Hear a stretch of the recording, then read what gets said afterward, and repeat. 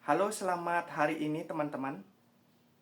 Perkenalkan, nama saya Igede Satria Langgeng Asmara. Saya biasa dipanggil Dede. Dan saya adalah pemilik channel dari Bali Blind Channel. Dan ini adalah konten Draw My Life. Selamat menikmati. Teman-teman, kali ini izinkan saya berbagi kegiatan saya sehari-hari, apa yang saya lakukan di kegiatan nyata selain saya membuat konten di YouTube. Wow, luar biasa ya teman-teman. Jadi kegiatan saya itu bermacam-macam. Oke, sebelum saya menceritakan kegiatan saya akan menceritakan dulu riwayat hidup saya dulu ya teman-teman ya. Dari mulai saya lahir, kemudian bagaimana saya besar di keluarga yang lumayan ya artinya bisalah kita bilang menyadari keadaan disabilitas, dan memang keluarga yang sangat mendukung kegiatan disabilitas. Oke, sambil saya tes kamera juga teman-teman, memastikan bahwa saya diikuti oleh kameranya. Oke teman-teman, saya lahir di Denpasar pada tanggal 3 Desember tahun 1993. Dan informasi dari keluarga, saya mengalami tunanetra atau disabilitas netra, gangguan penglihatan itu sejak lahir teman-teman. Nah, ketika itu saya mendapati diri saya hanya bisa melihat sinar. Nah, sebelum kejadian saya bisa mengetahui diri saya tunanetra, itu orang tua saya sudah mengetahui sejak saya berusia umur 2 bulan ya. Berumur 2 bulan, usia 2 bulan. Kata dokter, saya tidak dapat lagi dioperasi dikarenakan saraf mata yang tersambung ke bagian otak itu sudah tidak tersambung lagi, alias terputus. Sehingga saya mengalami kebutaan secara total atau tunanetra total, yang dari ketentuan dokter itu adalah light perception, karena saya bisa melihat sinar saja, tidak dapat melihat orang, tidak dapat melihat bayangan, hanya mengetahui terang dan gelap saja teman-teman. Namun dulu itu saya sangat bersyukur ya, dulu ya, karena saya masih bisa melihat warna teman-teman. Dulu ya, ketika saya kecil saya masih bisa melihat warna, baik itu warna baju saya sendiri, warna langit, itu masih saya bisa lihat. Cuman karena kenakalan saya waktu dulu mendengarkan televisi, saya paling sering itu memantau layar karena saya penasaran. Jadi karena waktu saya kecil itu saya sangat penasaran dengan layar TV ya. Jadi saya menonton atau mendengarkan TV itu dekat banget dengan televisi. Jadi cahaya TV itu masuk langsung ke mata saya. Sehingga pada umur 5,5 tahun, ketika saya mulai pertama kali diperkenalkan oleh sekolah, itu saya mulai mengalami kekurangan pada penglihatan warna. Oke, kita lanjut cerita dari umur 2 bulan. Ketika itu orang tua saya berpasrah. Walaupun saya tidak dapat dioperasi, orang tua saya menerima saya dan juga mengakui sebagai anaknya gitu ya. Jadi sangat bersyukur. Nah, saya memiliki hobi teman-teman. Saya memiliki beberapa hobi, yaitu hobi musik dan hobi yang lainnya juga. Nah, hobi musik saya ini terlihat pada saat saya berusia 3 tahun teman-teman. Kata orang tua saya berusia 3 tahun. Saya sudah tertarik dengan yang namanya baby walker yang ada musiknya. Di atas baby walker itu kan biasanya ada mainannya ya. Yang kita tahu baby walker itu punya mainan yang ya cukup unik lah untuk anak-anak. Dan kebetulan pada saat usia saya 3 tahun itu, saya sudah memiliki adik teman-teman. Jadi saya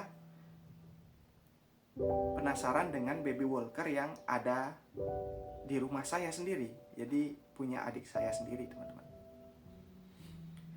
Nah, jadi di situ saya sudah mengenal nada-nada, karena di baby walker itu bukannya mainan biasa, teman-teman, melainkan piano yang untuk anak-anak seperti itu ya.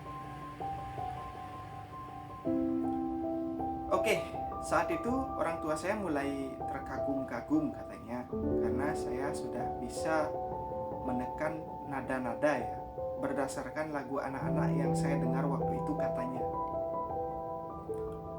Nah, kemudian berlanjut sampai usia saya 5,5 tahun, teman-teman, saya mulai dicarikan tempat di manakah saya harus disekolahkan, karena saya adalah seorang disabilitas sensorik netra.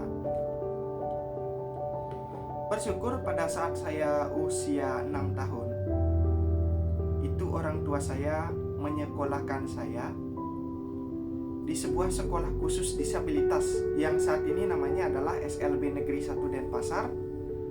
Tapi di zaman saya dulu itu namanya adalah SLBA Negeri Denpasar. Disclaimer ya, teman-teman. SLB dulu itu dibagi menjadi beberapa bagian. Yang saya tahu adalah SLB itu dibagi menjadi 5 bagian ya. Untuk bagian A itu adalah khusus teman-teman disabilitas sensorik netra. Bagian B itu untuk teman-teman tuli atau yang tidak dapat mendengar. Bagian C itu adalah untuk tunagrahita atau lemah mental, yang mungkin memiliki ingatan yang lemah, cepat lupa atau sejenisnya ya. Kemudian untuk kategori D itu adalah disabilitas fisik, seperti mohon maaf tidak punya kaki, tidak punya tangan, fisik yang terbatas seperti itu ya, CP dan yang lainnya. Kemudian E itu untuk Down syndrome atau tunalaras. Itu teman-teman ya, sekedar pengetahuannya aja sembari kita bercerita. Nah, saya bersekolah di SLB Negeri 1 Denpasar atau dulu namanya SLBA Negeri Denpasar itu selama 12 tahun. Karena di SLB itu sudah include semua, teman-teman ya. Mulai dari TK, SD, SMP, dan SMA. Nah, di sekolah tersebut saya memiliki kegiatan yang sangat lucu ya, teman-teman. Bukan lucu dari kegiatannya ya. Saya itu orangnya lucu ya. Saya padahal dulu suka sekali sama musik, tapi takut sekali sama suara pengeras suara, teman-teman. Jadi kalau ada orang yang nyalakan pengeras suara, mikrofon gitu ya, itu saya bakal menjauhi atau lari gitu, teman-teman. Jadi dari saya kelas TK sampai saya kelas 2 SD itu saya takut sekali sama pengeras suara. Nah, kemudian entah kenapa di kelas 3, teman-teman, di saat saya umur kalau tidak salah 9 tahun ya, di tahun 98, itu saya sudah mulai berani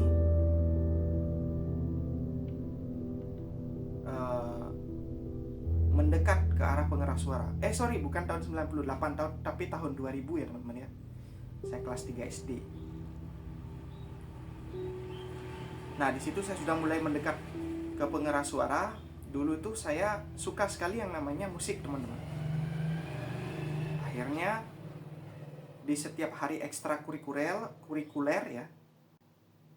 Dulu masih zaman ya ekstrakurikuler itu.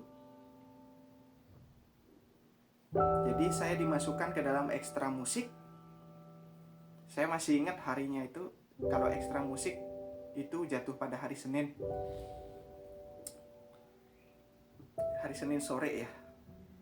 Jadi ketika jam pelajaran sekolah selesai, kita menunggu sore hari, akhirnya musik dimainkan seperti itu ya. Baik, lanjut lagi.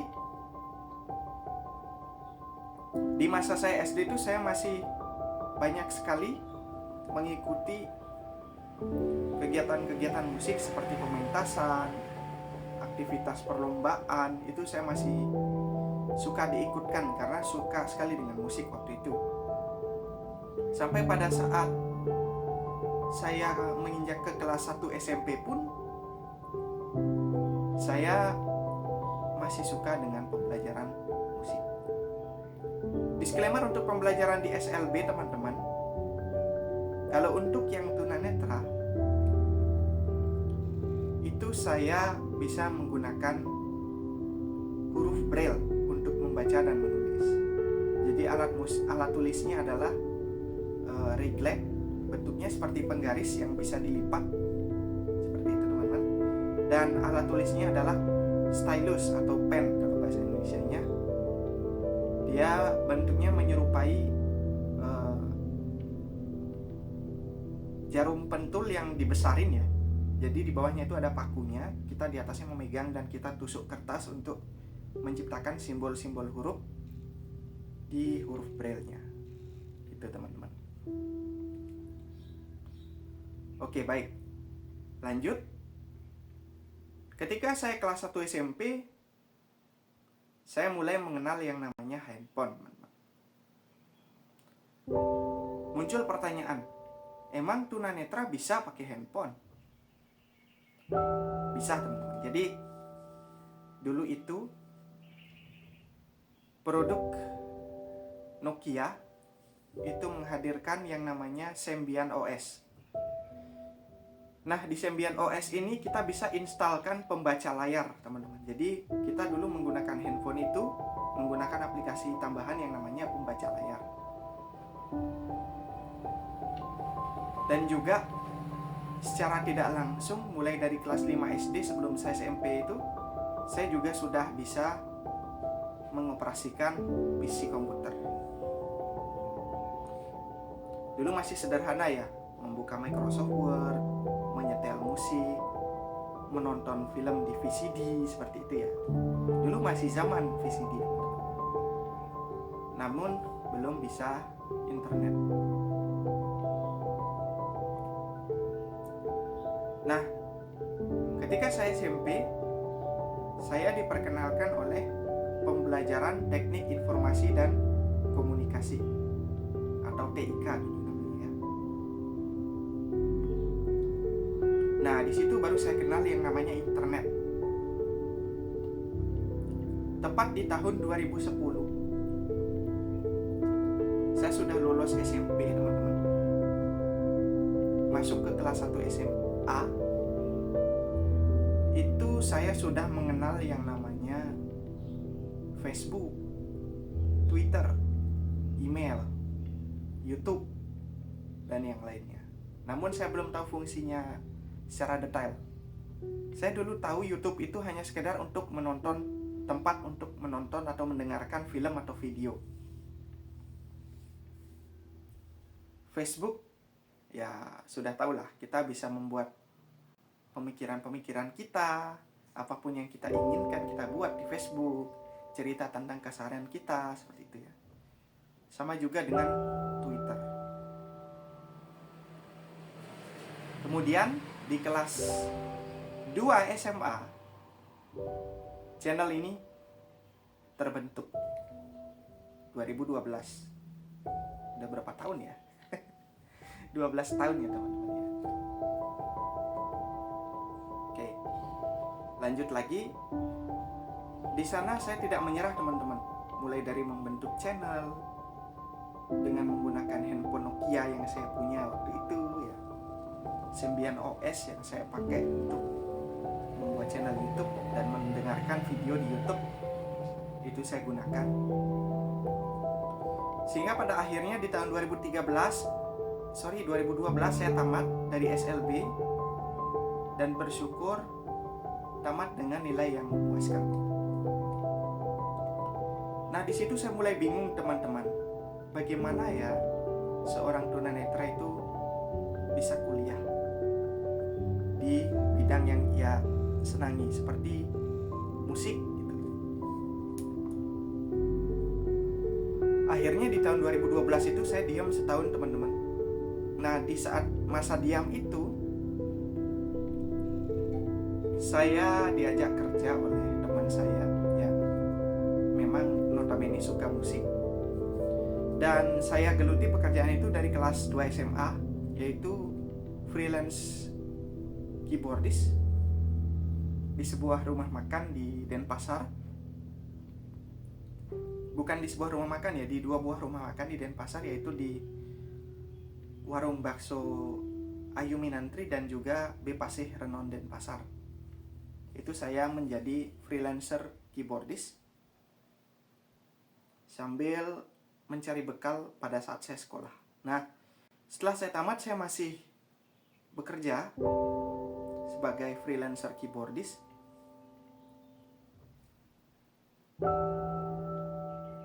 Kemudian berlanjut ketika tahun 2012 akhir, awal tahun 2013, salah satu guru saya ya, yang masih bekerja di SLBA Negeri Denpasar, masih SLBA dulu namanya ya, itu memberitahu saya bahwa salah satu kampus di Bali membuka jurusan musik. Di sana saya mulai tertarik, teman-teman. Mulai tertariknya itu kenapa? Pertanyaan itu muncul, bisa nggak ya tunanetra ikut berkuliah di musik? Nah, kampus yang saya maksud adalah ISI Denpasar, Institut Seni Indonesia Denpasar. Membuka jurusan musik di tahun 2013. Nah, di sana guru saya bilang, ayo kamu harus kuliah. Kamu harus bisa menuntut ilmu sesuai dengan minat kamu. Bapak tahu kamu suka musik. Seperti itu ya. Nanti untuk semester 1 Bapak akan bantu kamu untuk pembayaran pertama. Selanjutnya kamu bisa bekerja sama orang tua kamu. Sementara kamu jangan bilang dulu sama orang tua kamu, nanti kalau kamu sudah lulus tes baru kamu bilang ke orang tua kamu ya. Biar kegiatan kuliah kamu nggak dilarang. Itu alasannya. Ya saya cuma bisa bilang oke Pak, siap. Nah di situ saya mulai melakukan aktivasi sebagai calon mahasiswa. Pendaftaran saya mulai pada tanggal, kalau nggak salah saya ingat tanggalnya itu 27 Maret 2013 teman-teman. Saya udah mulai daftar. Nah, di sana saya mulai ikut pendaftaran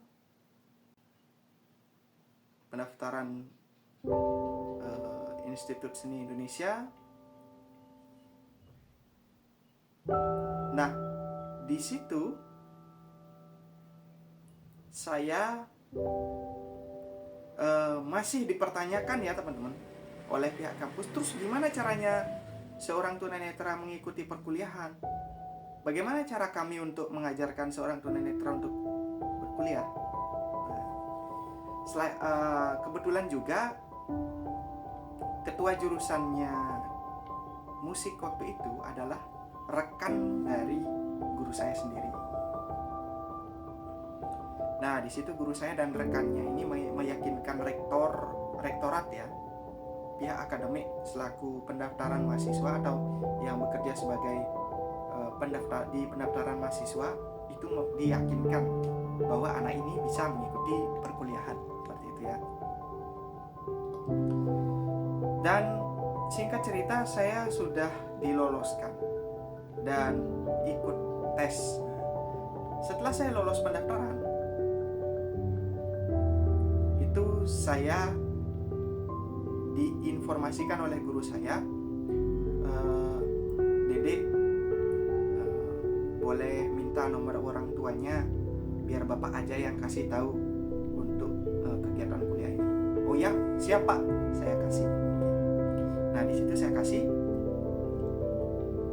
Setelah saya memulai kegiatan kuliah, itu saya merasa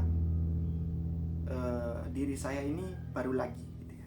Nah, kita bercerita sebelum saya masuk kuliah. Nah, di situ saya mengikuti orientasi siswa atau orientasi masa pengenalan kampus, ospek dulu namanya ya.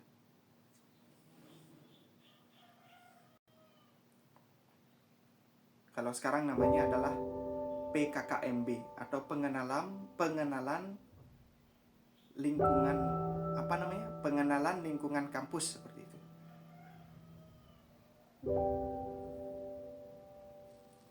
Nah, di masa ospek itu saya ditemani oleh orang tua saya selama 3 hari. 3 hari atau seminggu ya kalau nggak salah. Dan puncaknya ketika saya lolos ospek dan kuliahnya ternyata memang benar dibantu oleh rekan guru saya seperti itu ya. Nah, di situ saya mulai mengembangkan ide-ide bermusik waktu itu sambil mengembangkan channel ini, membuat konten, kemudian kuliah, membuat tugas dan sebagainya dan sebagainya. Kita singkat aja ya teman-teman biar nggak panjang. Di tahun 2018 saya berhasil wisuda dengan IPK yang saya rasa cukup puas karena di atas dari yang diharapkan. Saya merasa bersyukur, saya merasa berterima kasih terhadap guru saya, orang tua saya yang telah membimbing sejak kecil gitu ya. Nah, akhirnya di tahun 2018 ini orang tua saya membuat saya kaget lagi. Pertama, guru saya membuat kaget karena menginformasikan bahwa jurusan musik dibuka di Bali. Kemudian orang tua saya juga membuat kaget karena saya dihadiahkan sebuah PC komputer untuk saya gunakan sebagai tempat kerja. Ketika itu saya juga sudah mengenal yang namanya proses recording. Singkat aja, saya kenal proses recording itu dari seorang teman tunanetra juga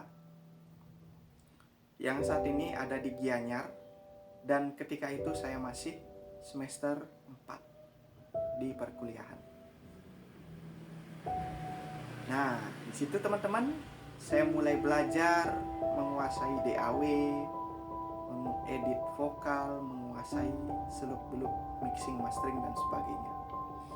Hingga akhirnya 2019 saya mendapatkan pelanggan pertama saya, yaitu kelompok mahasiswa yang berhasil saya buat lagunya seperti itu ya.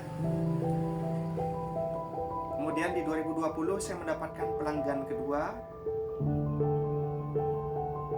dan COVID datang. Nah, di situ saya sudah mulai bingung teman-teman. Dan saya juga setelah kuliah itu mencoba untuk bekerja sebagai teacher atau coacher dari les privat yang saya punya. Saya juga selain membuat studio recording, saya juga mencoba untuk menjadi seorang tutor di les yang saya bangun, yaitu dimana saya menjadi seorang pengajar keyboard untuk pemula gitu teman-teman ya, baik itu anak-anak, remaja gitu. Nah, di tahun 2020 kembali kita lanjutkan, COVID datang, mengajar berhenti, recording pun berhenti.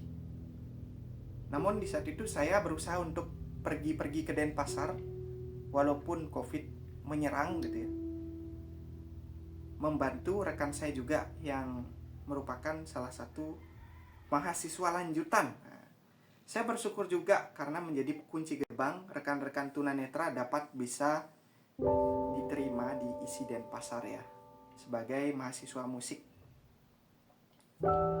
Nah, di 2020 itu saya diam aja teman-teman di desa ya.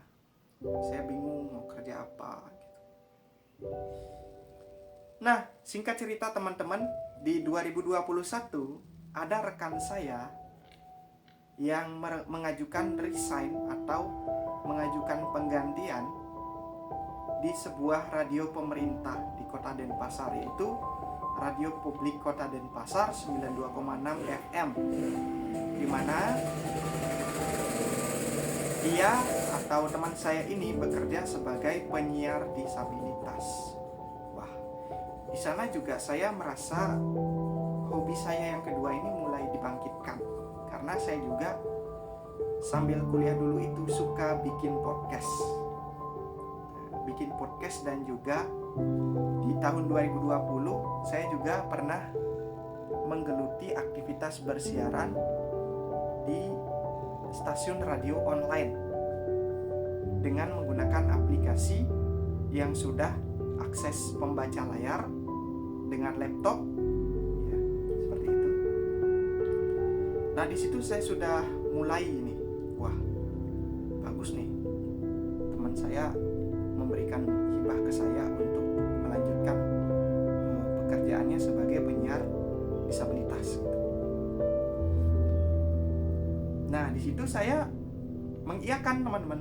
Oh ya, boleh, saya gantikan. Februari 2021. Ya. Saya mulai bekerja atau melamar gitu ya. Bukan bekerja, melamar. Memberikan surat lamaran, menyetorkan ijazah, membuat buku tabungan. Ya.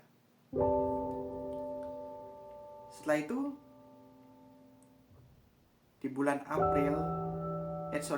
di bulan Maret 2021 saya mulai training. Trainingnya itu adalah latihan siaran.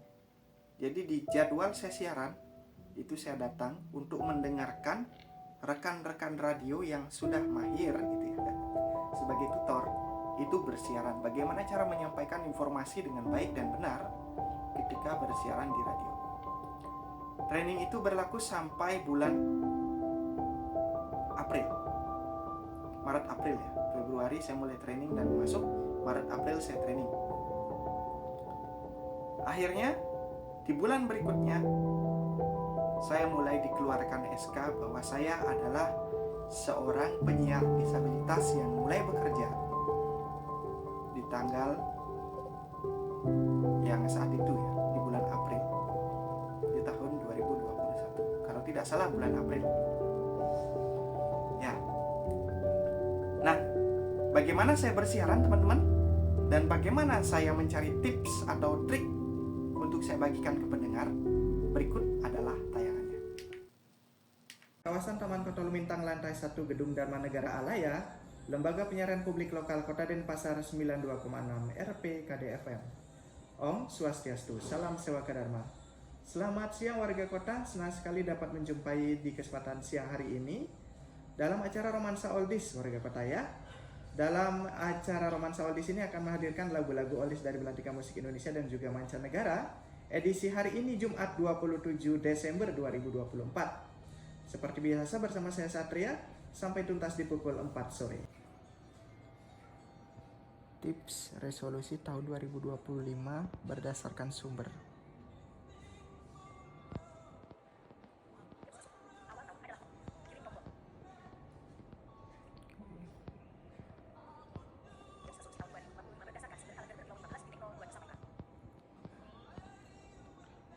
Oke, tunggu lagi dikit, dia akan ngirim. Nah, ini dia. Kita salin.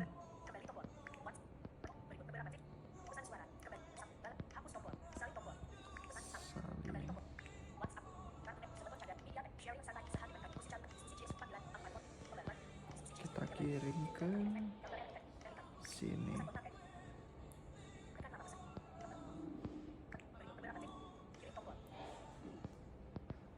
Oke.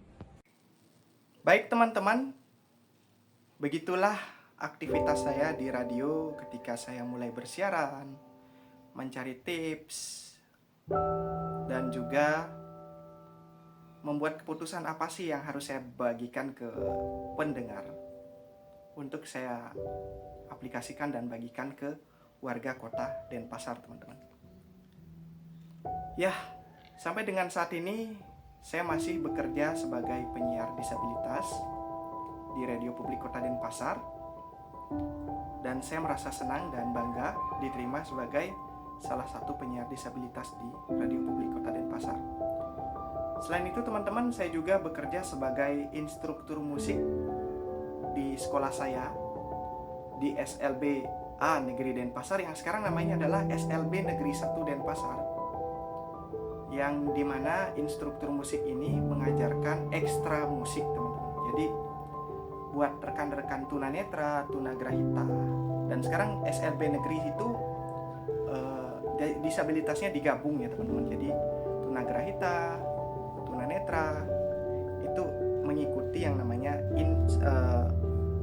pembelajaran musik gitu ya, mengikuti pembelajaran musik, dan pastinya sangat sangat diperlukan saat itu instruktur. Jadi saya merasa senang juga, bangga mengabdi di sekolah saya yang dulu teman-teman. Dan juga saya berterima kasih terhadap guru-guru yang sudah mempercayakan saya sebagai instruktur musik di saat itu. Dan saya memulai aktivitas belajar mengajar atau mengajar di SLB Negeri 1 Denpasar itu di tahun 2023 setelah saya diterima sebagai penyiar disabilitas di Radio Publik Kota Denpasar.